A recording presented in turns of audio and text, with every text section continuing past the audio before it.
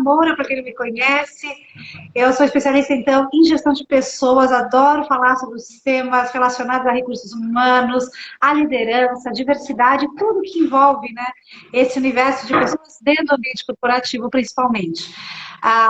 E aí acabei sendo convidada para escrever um livro em coautoria, acabei gostando, depois vi outro nesse cenário. Então, a profissão aí de escritora acabou sendo uma descoberta, né, de um prazer, um hobby, acabou virando aí um caminho muito bacana. Além desse trabalho com recursos humanos, né, e com a escrita, eu tenho me dedicado muito a grupos de mulheres.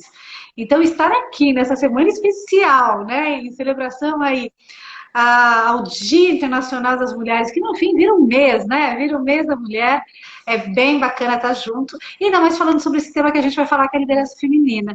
Então, nos diferentes grupos que eu estou, a gente tem trazido muito fortemente, né, Sinara, essa importância da equidade de gênero nos nossos ambientes. E mais do que só falar de diversidade, é falar de equidade e de inclusão. Sim. Então, trazer esses temas à tona e poder conversar com isso, sobre isso vai ser um prazer. Então, eu tenho dado consultoria nesses dois temas e mentoria tanto para empresas quanto para profissionais, né? É assim que eu tenho levado minha vida. Essa semana eu estou muito feliz, Sinara, porque é uma semana de festa. Que bom. Isso é... Já entrando um pouquinho aí já dentro desse nosso contexto, traz para a gente um pouco, né, do seu olhar sobre essa evolução da mulher no mercado de trabalho, né, enquanto líder. Como que você vê essa questão aí ao longo desses anos? Nossa, bacana a tua pergunta, porque ontem mesmo fiz várias palestras, workshops, e a gente falou sobre esse tema, e tem um chart específico que eu falo da evolução do papel da mulher em várias áreas de atuação, e alguns dados são bem interessantes. Eu estava vendo, gente, que em 1917, a legislação permitia, por exemplo, que o homem pudesse dar castigos físicos à sua esposa. Então, assim, eu não sei se as pessoas estão nos assistindo agora, que vão nos assistir depois, mas a minha avó já era nascida. Então, você imagina, né, nascer num contexto onde a mulher, era normal para a mulher levar castigos físicos. Então, o mindset dos nossos, né, da geração anterior à nossa, é uma geração que tem aí um olhar muito diferente da relação do feminino e do masculino. E aí a gente vai vendo a evolução, né, o momento que chegou a oportunidade de voto para a mulher, depois a mulher poder usar a pílula anticoncepcional, ter direito aí a ter acesso à informação, à educação que antes ela não tinha. A gente está vendo a própria Lei Maria da Penha, ela é extremamente recente. Né? Só, por exemplo, em 2015, algumas questões consideradas como invasivas para a mulher foram consideradas fora da lei. Então, a gente vê que tem uma evolução tanto legal, legislativa no Brasil, como também de comportamento, né, Sinara? Então, no passado, a mulher ela era preparada para ser uma mulher prendada, como eu dizia, para casar. E a gente vê que a educação da mulher, a escolha da carreira, a estar na universidade, ela é relativamente recente. Só que ela foi muito rápida, a mulher acabou se especializando e fazendo uma corrida em paralelo ao do homem. Então, enquanto o homem tinha um emprego, a mulher começa a estudar mais. Hoje, o que a gente vê, Sinara, são mulheres muito bem formadas. Eu estou em vários grupos de mulheres, e todos eles com mulheres assim, que têm uma formação super diferenciada. Então, a gente vê que essa condição mudou bastante. Hoje, nós somos, né, mais de 50% da população brasileira, 52%, algumas estatísticas nos falam, e a gente fala que, né, respondemos por esse número e somos mãe, né, esposas, cônjuges dos outros 48%. Então, a gente tem uma atuação muito importante e eu vejo que a economia também tem sido muito impactada pelas mulheres. Hoje, a maior parte das compras, decisão de compras, parte da decisão da mulher. Né? A própria gestão financeira da casa muitas vezes está na mulher. Claro que isso tem várias consequências, né? Quando a gente fala do ponto de vista de trabalho, Sinara, por exemplo, a gente percebe que ainda tem uma lacuna muito forte para profissões técnicas, elas ainda são muito ocupadas pelos homens, e posições de liderança também. E essas posições, elas variam de acordo com o segmento. Então, a gente percebe que tem segmentos mais masculinos e tem segmentos mais femininos. Então, isso varia um pouquinho. Mas, infelizmente, o número de mulheres na liderança ainda é muito baixo. Uhum. E como que está a sua percepção nesse sentido aí, né, sobre a questão da preparação da mulher, ela tem se preparado, né, para estar ali competindo de uma certa forma, né, com o homem ali no mercado trabalho. E você tem visto hoje a preparação da mulher, principalmente para os cargos de liderança. Você vê que hoje existe um tipo de desafio maior em algum nível hierárquico de cargos, né, dentro das organizações, para que as mulheres estejam ali ocupando esses postos, ou na sua percepção de forma geral? Nossa, super bacana. Como eu vinha falando, né, as mulheres têm estudado muito mais. E até a pandemia mudou isso bastante, né? A gente teve muito acesso a curso online, de boas universidades, de boas instituições. Isso deu muito recurso para a mulher. Mas é bacana falar também que muitos cursos voltados para mulheres foram criados. Então, para mulheres em conselho, por exemplo, a St. Paul desenhou um programa de formação de conselheira só para mulher, um programa super tenso, 1 ano e meio, se não me engano, com uma parte dele no exterior, e ele dá uma formação muito completa para uma mulher de negócios. E esse é um dos exemplos. A PUC também tem um curso de liderança feminina, né? Então, a gente vai vendo que as opções em termos de formação, hoje elas são muito mais fortes, e um dado interessante, Senara, que as pessoas falam que as mulheres são mais de humanas e os homens são mais de exatas, né?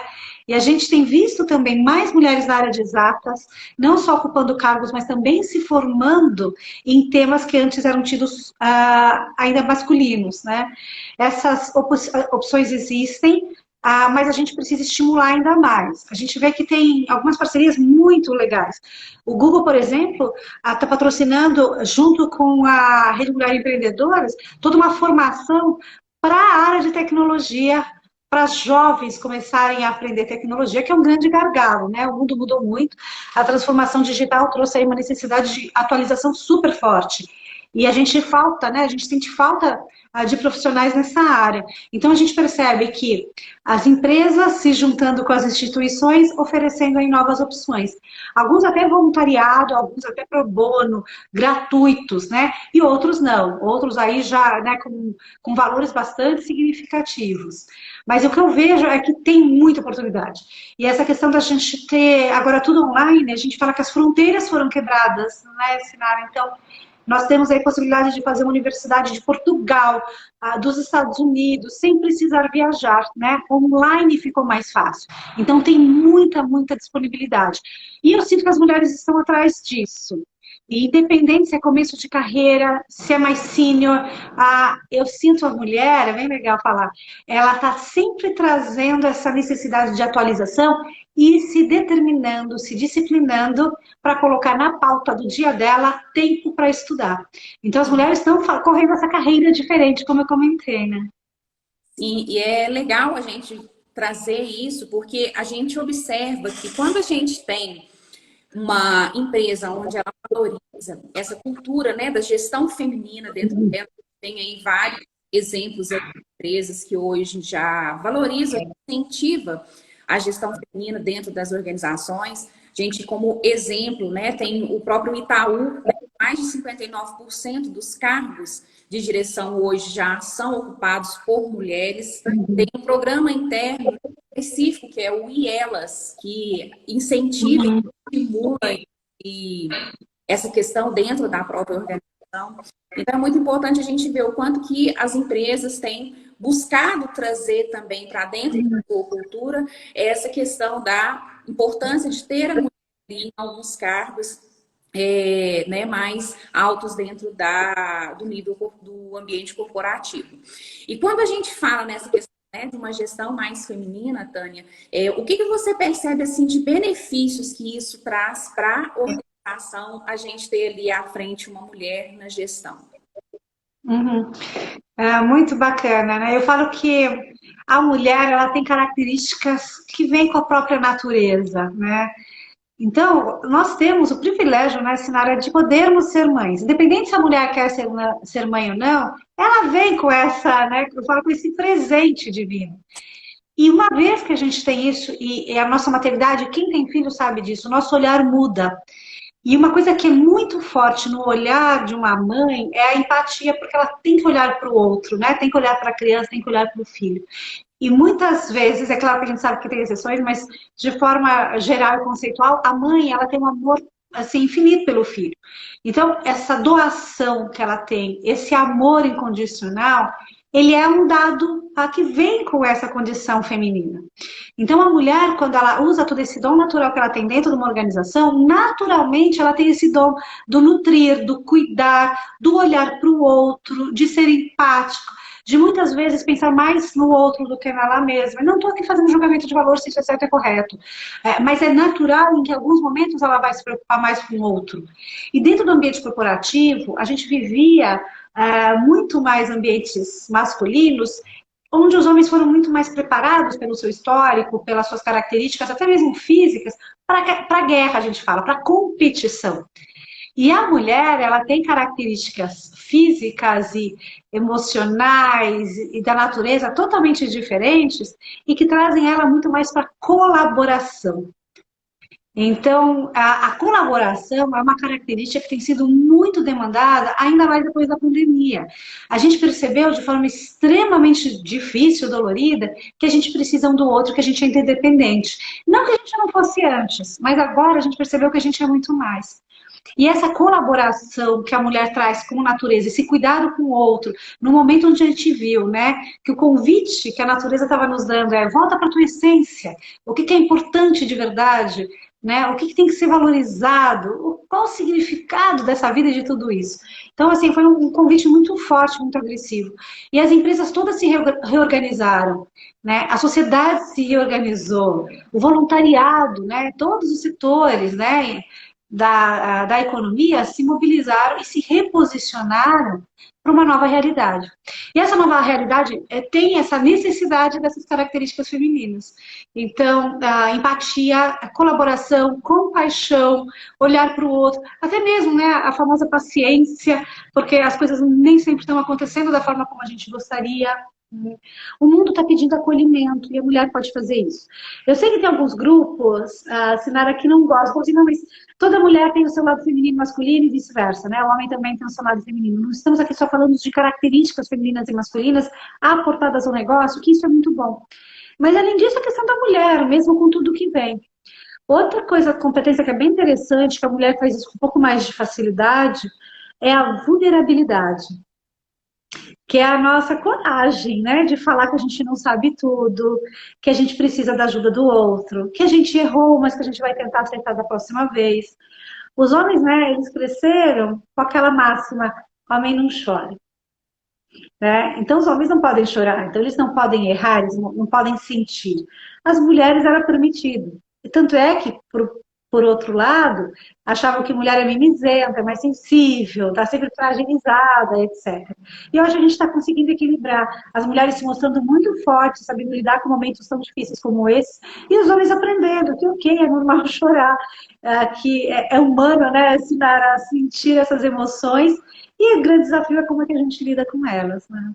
E até a gente, né, nessa questão do humano, esses dias atrás você fez um artigo sobre o futuro do trabalho, que é uma gestão humanitária, né, lá no Diário. E o tanto que a mulher ela traz isso, essa possibilidade de estar trazendo essa humanização ali para o processo de gestão de uma forma geral, né? E inclusive, você tem até um livro também, né, que fala sobre a gestão de pessoas humanizadas. Conta pra gente um pouco do que você traz aí nesse conteúdo, dentro dessa percepção, dessa gestão humanizada de pessoas. Nossa, adoro. Que bacana você trazer essa fala. E é bem legal falar, eu sou colunista da revista Capital Econômico, então eu coloco ali meus artigos, e o artigo foi justamente da gestão humanizada de pessoas, muito relacionado com o livro que a gente acabou de lançar pela Associação Brasileira dos Profissionais de Recursos Humanos, onde eu estou lá no conselho. E foi muito bacana também um livro em coautoria com os diretores, vice-presidentes da associação e membros do comitê. Cada um traz a partir de uma perspectiva. E o que eu trago, a cenário é que assim, o mundo mudou. A economia mudou, as pessoas mudaram e a gestão de pessoas como ela não é diferente. né? A gente precisa se reinventar nessa gestão de pessoas. E o que a gente percebe é que no passado a gente tinha muito a questão da produtividade, a questão do trabalho operacional como uma grande bandeira das organizações. Precisamos ser produtivos. Depois veio essa questão da digitalização, da tecnologia, e a gente acredita que agora a próxima evolução é justamente falar do ser humano. Porque a gente esqueceu, né, de tanto que a gente quis trazer tendências e trazer o recurso, a gente esqueceu do humano. Por isso que eu falo que a pandemia ajudou, nesse chacoalhão que a gente recebeu, a trazer de volta a importância da humanidade. Porque, assim, tem uma máxima que eu adoro falar, que não existem empresas, existem pessoas que fazem negócios. Então, a tua empresa está fazendo um produto para alguém, né? O teu cliente é uma pessoa. E quem vai fazer esse produto, quem vai produzir, é uma pessoa, é o teu colaborador. E quem desenhou, quem criou, é uma pessoa. Então, se você não entende de pessoas, você não entende de negócios, né? Agora, está todo mundo percebendo no mundo corporativo que essa evolução é necessária. E humanizar é a trazer a forma como a gente se relaciona com as pessoas, entendendo a humanidade. E o que é ser humano, né? Eu até falando assim, a gente está perguntando como voltar a ser humano e ainda gerar riqueza, né? Voltar a ser humano é deixar de fazer aquilo que a gente fazia no passado, por exemplo, de separar a vida pessoal da profissional. No passado, né, se você contasse alguma coisa pessoal no trabalho, você não está sendo profissional. Só traga esses pontos aqui. E eu costumava dizer, não tem como eu estar com meu filho doente no trabalho, a minha cabeça vai estar lá com o filho. Né? E o trabalho vai estar ali, mas não adianta, a gente não desassocia. Mas o ambiente corporativo exigia isso. E agora, olha que interessante, Sinara, principalmente com essa questão do home office, o trabalho invadiu as casas. Então, se o trabalho invadiu as casas, né, as casas também podem invadir o trabalho. Então, agora não tem mais como fugir dessa separação. Então, todo esse contexto nos fez voltar a sermos pessoas integrais, né? E até um desafio que eu comento é que é muito difícil hoje, por isso que as pessoas estão tão estressadas e pressionadas, com todo esse contexto que não é só aqui, né, mundial. E no passado as pessoas falavam assim, nossa, estou cansada, não vejo a hora de chegar em casa. Né? Quando eu estava trabalhando, eu falava, não vejo a hora de chegar em casa. Essa fala não tem mais, porque eu já estou em casa. Então, que horas que eu fujo do trabalho que está dentro de casa, assim, eu vou para o quarto, quem tem o home office no quarto vai para o banheiro. Então, assim, os espaços de privacidade que a pessoa tinha não tem mais com toda essa mudança e essa transformação. Então, as empresas precisam entender que ser humano é entender que a pessoa vem com tudo isso. Então, se tem uma mãe numa live e aparece a criança, faz parte, né? Não vai parar uma reunião ou dar uma bronca porque apareceu. A gente está aprendendo a lidar com isso, né? Então, palavras que antes a gente não ouvia no ambiente corporativo. Empatia virou moda, né? Virou ação, virou discussão. Falar de compaixão, falar de generosidade, de solidariedade, ouvir o outro, escutativa. Todos esses princípios que agora fazem parte dessa nova gestão humanizada, e um termo que a gente usa bastante, que é a experiência do colaborador. Então, não é mais falar assim, coisas tarefas, ou vamos reter os colaboradores. Ninguém retém ninguém, né? É muito mais como é que a gente engaja, entendendo que esse colaborador, esse profissional, ele tem necessidades, ele tem expectativas, ele tem sonhos, e que a experiência que ele vai ter na relação com a empresa é que vai fazer toda a diferença. Sim. E isso é uma gestão humanizada. Com certeza. É você realmente praticar aí essa empatia, né, de se colocar no lugar do outro, no momento realmente que a pessoa está vivendo ali e conseguir proporcionar para ela ali a melhor forma, né, dela passar dessa forma mais fluida possível, né? Dando ali um apoio ali, com algo ser ali. E Sinara, eu quero te dar um exemplo super simples. Nesse artigo que você viu, eu dou algumas dicas, alguns passos simples que podem mostrar que está humanizado. E um dos primeiros é assim, dê atenção e escute o teu colaborador, chame-o pelo nome. E foi super engraçado que eu estava fazendo uma palestra numa empresa, e quando eu terminei, o diretor dessa companhia que estava participando, ele começou a agradecer as pessoas. E foi engraçado que ele foi chamando nome a nome. E depois ele falando comigo, ele falou, olha, eu lembrei do seu artigo e eu vi que era importante usar o nome. E foi tão bacana, porque eu falo, gente, é uma coisa tão simples, né? Você ser chamada pelo nome. E quantas vezes a gente vê gestor que não sabe o nome da equipe, não sabe nem quem é e convive né, com muita frequência, o dia todo, a semana toda, e tá ali, e às vezes porque tem muitos colaboradores, né, tem uma equipe muito grande, não sabe o nome de todos. Então, às vezes, coisas pequenas, sabe, podem ajudar a gente a ter um ambiente mais humanizado. Começar a chamar pelo nome é o primeiro. Sim, e eu acredito que essa questão é um outro exemplo que eu vivenciei agora recentemente. Eu atendo uma empresa aqui e os colaboradores, né, fizeram uma ação lá na empresa e o proprietário me ligou, pensando em preparar kit para poder dar para eles como uma forma de agradecimento, de reconhecimento. O que você acha, né? O que você sugere? Eu falei assim, olha, não preparar nenhum kit, você não mandar nenhum presente, você, em cada uma das unidades, chamá-los por uns 5 minutinhos, 2 que seja, e agradecê-los, né? Mostrar a eles a sua gratidão pelo trabalho que eles fizeram e o reconhecimento. E como uma forma de complementar essa sua ação, oferecer ali um café para eles, tomar um café especial ali com eles, se aproximar, né? E ele falou assim, olha, legal, gostei da ideia, né? E ele fez, e teve uma repercussão assim, nossa, maravilhosa.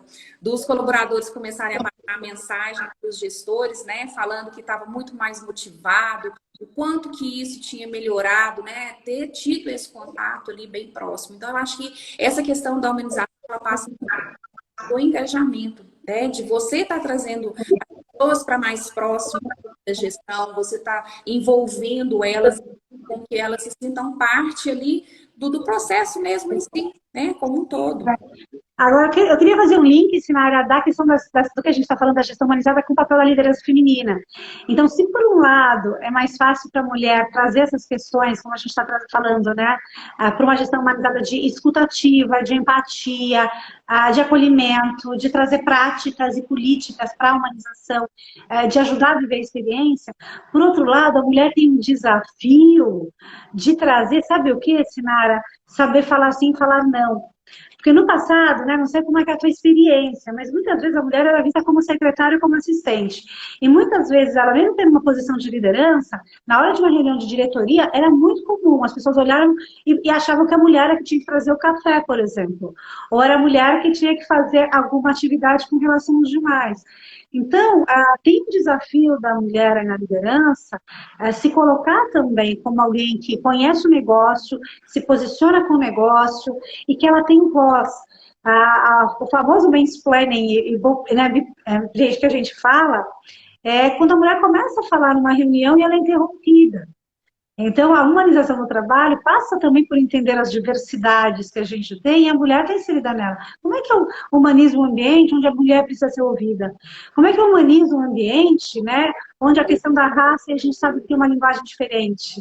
Onde a gente traz ali, né, tudo que é o melhor e tira nosso preconceito, os nossos vieses inconscientes para fazer acontecer de fato uma humanização. Então, eu acho que a mulher ela tem um desafio muito grande. Nesses grupos que a gente tem trabalhado, nós fizemos uma coisa que eu adoro falar. Acabamos de lançar um e-book do Grupo Mulheres do Brasil, do Comitê 88, onde eu sou co-líder, e foram 29 mulheres, aliás, 29 artigos escritos por 31 mulheres, cada uma falando a partir de uma perspectiva da sua experiência no negócio. E ao passo que elas traziam a humanização, a figura feminina, o diferencial, a sua voz, também traziam vários desafios. Então, o desafio da solidão numa alta liderança, muitas vezes você não tem com quem compartilhar, porque se você está mais sensível, vão falar, você é frágil, né? E se você vai muito firme, eles vão falar, nossa, está agressiva, está alterada, né? O famoso tá de TPM, né? E são comentários que não se fazem para os homens, né? Se o homem está agressivo, se ele é grosso mesmo, numa reunião é normal, né? Alguns dizem, não, porque é homem, né? E como diz minha filha, a gente costuma passar pano para algumas coisas. E nós estamos num momento em que ninguém mais quer passar pano para nada, né? Queremos que as mulheres possam ser ouvidas, que elas aportem seus conhecimentos, seu know-how, que o ambiente seja humanizado. E a gente acredita que dá para fazer, sabe, Sinara? Quando parece difícil, mas a gente está num movimento muito forte. Por um lado, de ajudar as mulheres no seu autoconhecimento, na sua autoestima, na sua autoconfiança, para elas acreditarem de fato que elas podem. E, por outro lado, dando técnicas, ferramentas para elas conseguirem caminhar por esses, né, cenários melhor e trazendo os homens para a conversa. Ontem eu fiz duas palestras falando sobre os 5 segredos das mulheres de sucesso para uma empresa e, assim, os homens apareceram e eles perguntaram, a gente está de intruso, a gente pode ficar? Eu falei, venha, muito bem-vindos, venha conhecer o que as mulheres pensam, que elas sofrem, que elas sonham.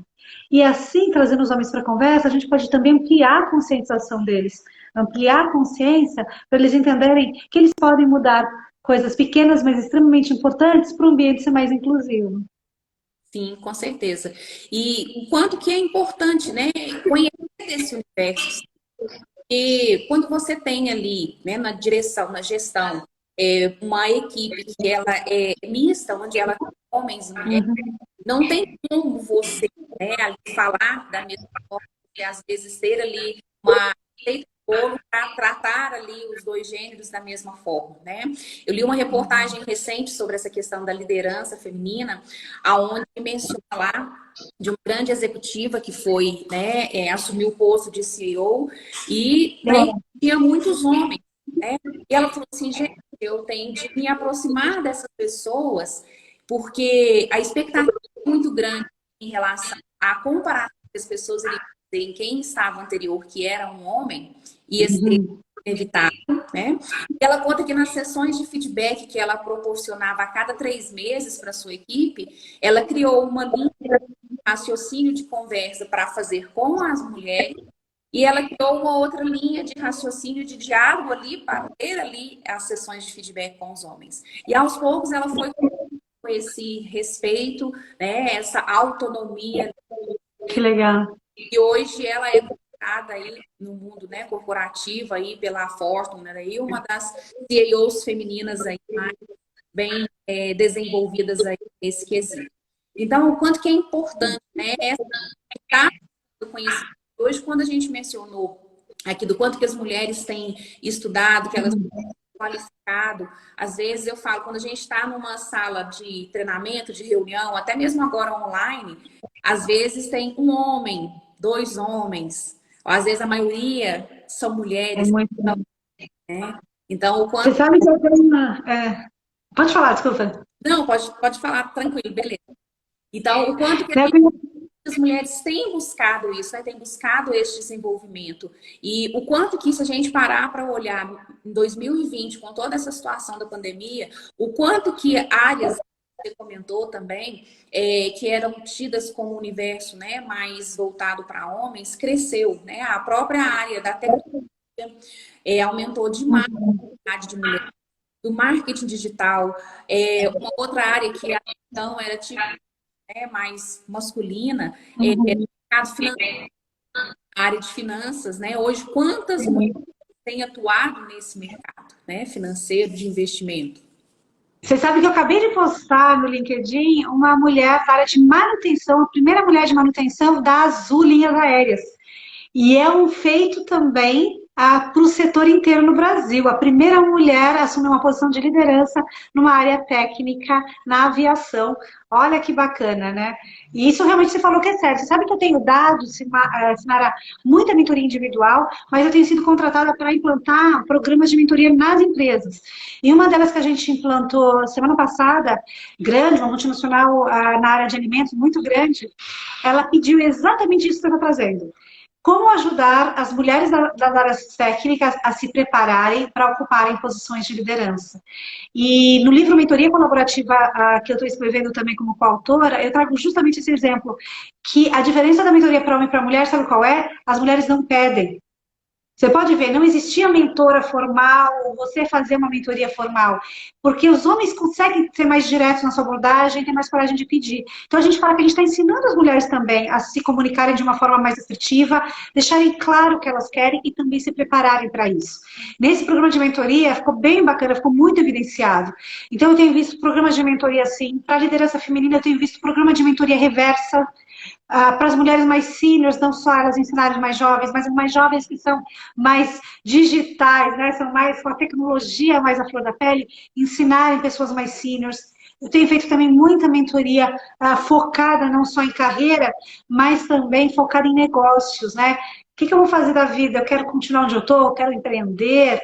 Então, eu tenho visto que esse é um canal muito importante para as mulheres se desenvolverem e para que elas possam assumir cada vez mais posições de liderança. Essa tem sido uma ferramenta muito bacana. Sim, né? A gente tem aqui o Rafael tá colocando aqui para gente. Hoje em dia tem muita mulher que opera em bolsa de valores, coisa que praticamente tinha 10 anos atrás. Hoje são mulheres, né? Então, realmente, esse mercado tem visto muito, mas muito as mulheres aparecerem nele. É. O Rafael, que saudade de você, bacana te ver aqui. E deixa eu te falar assim, Naira, nessa coordenação editorial que eu faço, nós lançamos o Mulheres do RH no ano passado, vou lançar Mulheres do Varejo agora em abril, e nós temos um livro específico para mulheres nas finanças. Então, nós temos um grupo de mulheres nas finanças maravilhosas, assim, mulheres poderosas. A gente está ali com CFOs, com diretoras administrativas financeiras de empresas nacionais, multinacionais, globais, e assim, participar desse grupo com elas. Ontem mesmo à noite, o encerrar do meu dia, né, especial de horas foi justamente com elas, a gente estava celebrando, e assim, são mulheres, se você ver esse grupo específico, o nível de qualificação delas é altíssimo. Todas falando vários idiomas, com conhecimento técnico, com certificações, com mulheres assim em grandes empresas fazendo a diferença. Mas eu sei que esse é um grupo seleto. Para você ter uma ideia, como CEOs, a gente não chega a 5% de mulheres CEOs no Brasil. Quando vai para o conselho, 4%. E no conselho, ainda, muitas das mulheres que estão lá são da família. Então, a gente, para poder ter mais mulheres em conselho, mais mulheres em CEOs e na diretoria, a gente precisa preparar a base. O que a gente tem falado muito é como é que a gente ajuda as mulheres a terem esse primeiro cargo de liderança e dali conseguirem galgar, né, mais senioridade, mais complexidade nas suas funções para eles atingirem o topo. E esse, então, é um caminho que a gente tem feito nessas instituições que a gente atua. Ótimo, muito bom. E o que você poderia trazer para a gente, assim, na prática, né, para as pessoas que estão aqui conosco, nossos seguidores aqui, por onde começar para poder fazer aí essa escalada para chegar em cargos mais estratégicos aí dentro de uma organização? O que você poderia deixar aí uns 5 pilares, umas 5 dicas, 5 aspectos aí, iniciar essa trajetória aí de sucesso? Ai, que bacana. Primeiro, então, mulher que está me ouvindo agora, eu quero dizer para você, acredite que você pode. Então, a primeira dica para você pode, todo o potencial está aí dentro. Tire essa vontade daí, coloca para fora, e como aquela máxima que diz, se você acredita que pode, ou se você acredita que não pode, em ambos os casos você tem razão. Eu quero dizer para você que você pode, a gente pode tudo, né? Então, primeiro, acredite em você. Segundo, seja protagonista da sua história. Não coloque a tua carreira na mão de uma empresa, na mão de uma instituição, na mão do outro, na mão do cônjuge, na mão do colega, na mão de quem quer que seja. A coisa mais importante que você tem é a tua vida. E a tua vida, boa parte dela é relacionada com a profissão que você escolhe exercer na sua vida, que tem a ver com a tua missão, que tem a ver com a tua vocação, que tem a ver com os seus dons e os seus talentos, que você vai colocar à disposição da humanidade, que a partir deles você vai deixar um legado para a vida e para as próximas gerações. Então, seja protagonista dessa tua história. Assuma para você, não deixa que os outros digam o que fazer, o que você pode, o que você não pode. E uma vez que você assume esse protagonismo, vá se conhecer melhor. Às vezes a gente tem algumas inseguranças ou a gente toma decisões erradas porque a gente não se conhece o suficiente. Então, mergulha no autoconhecimento. O autoconhecimento vai te ajudar a ter autoestima, autoconfiança, autocontrole. E aí todos os autos que vêm junto. Então, primeiro acredita que pode. Segundo, seja protagonista. Terceiro, se conheça. E uma vez que você se conhece, vá determinada na escolha do seu objetivo. Escolha com base em tudo isso que você já viu, com base no que você conheceu, olhe para fora, veja as perspectivas, tenha novos repertórios, não acredite que você está limitada a algo. Então, quando você vê um mundo diferente, você vê que você pode alcançar coisas maiores. Eu adoro aquela poesia que fala, eu não sou do meu tamanho, eu sou do tamanho do que eu vejo. Então, que você tenha uma visão ampliada, para que aí sim você escolha o que você quer. E uma vez escolhendo, seja determinada. Mulher de sucesso, mulher de liderança, que chega lá, como essa que você falou, Sinara, e como essas, e como muitas que vocês provavelmente conhecem, são mulheres de determinação e ação. Não fica só no campo das ideias, elas têm um foco, elas escolhem para onde vão. Uma vez o objetivo claro, o objetivo tem meta, né? Tem data para alcançar, tem exercício para fazer, tem preparação e estudo para poder chegar lá, né? Então, se determine, se discipline para alcançar aquilo que você quer. E, por fim, não perca, né, a tua essência. Eu gosto muito de falar da autenticidade. Eu adoro ser mulher e gosto de todas as coisas femininas. Eu sou uma executiva feminina. Tem mulheres que não. E não tem certo nem errado, né? Então, escolha ser quem você é, que a sua essência possa ser usada, né? Não se esconda atrás do que os padrões do mercado, de colegas tragam. Traz a sua autenticidade e com certeza você vai ser uma mulher que vai alcançar a liderança onde você quiser. Ótimo, maravilha, todas essas dicas, excepcional, né? E essa que você colocou aí, principalmente de você ser autêntico, de você ser ali você na sua essência, isso é extremamente importante. E eu acredito que é só através do momento em que você se autoconhece realmente ali, que você sabe ali das suas qualidades, das suas fragilidades, das suas vulnerabilidades, que você se colocar nessa posição de assumir você da forma que você quer ali a sua autenticidade, sem preocupar com padrões pré-estabelecidos, sem preocupar em ter de agradar o outro o tempo todo, de estar ali uma moldura ali para poder, né, ter ali aquele olhar ali. Isso está dentro do padrão, não está dentro do padrão. Eu acho que isso é extremamente importante, válido, essas todas que você trouxe aqui para gente. Então, pessoal, quero agradecer imensamente, né, a presença de todos os senhores, de todos vocês que estão aqui conosco, o pessoal agradecendo aqui também, colocando aqui, adorei a oportunidade, a essência, isso, coragem para ser e fazer, isso aí. Então, Tânia, quero assim te agradecer imensamente a disponibilidade de ter estado conosco aqui, de ter compartilhado aí a sua vivência, todo o seu conhecimento nessa área aí da gestão feminina. Quem não segue a Tânia, gente, siga, é uma profissional assim, tem muito conhecimento, muita contribuição para oferecer aí na área. Os 2 livros são maravilhosos, né? Mulheres do RH e Gestão Humanizada, né? O poder feminino na gestão de pessoas. Então, o que o pessoal faz para conseguir, Tânia, os livros? Pode falar direto comigo aqui no Instagram. Eu também no meu LinkedIn, eu estou como Tânia Moura. Vai ser um prazer a gente autografar um livro para você. Eu tenho feito bastante isso e eu acho que é bem bacana. Quero te agradecer, Sinara, pelo convite, pela tua generosidade comigo. Você é uma pessoa que eu admiro, que eu gosto de seguir, sempre com insights.